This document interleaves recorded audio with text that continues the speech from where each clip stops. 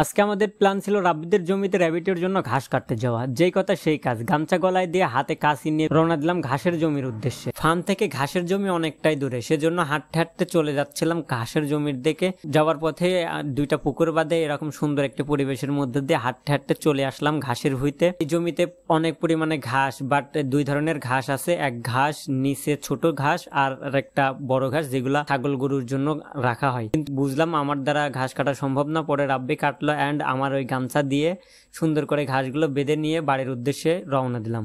আগেই বলেছি ফার্ম থেকে ঘাসের জমি অনেকটাই দূরে, সেজন্য আমরা ভাগাভাগি করে বোঝা নিয়ে চলে আসলাম আমাদের ফার্মে। অ্যান্ড ফার্মে এসে দেখি অনেক পরিমাণে নোংরা জমেছে।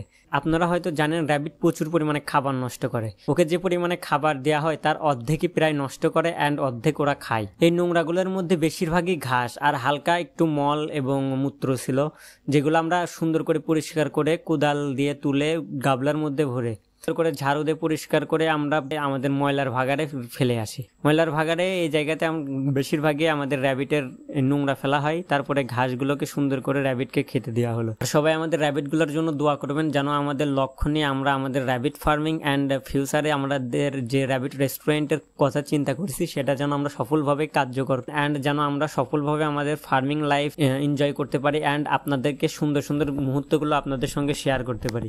তো ভালো থাকবেন। আসসালামু আলাইকুম।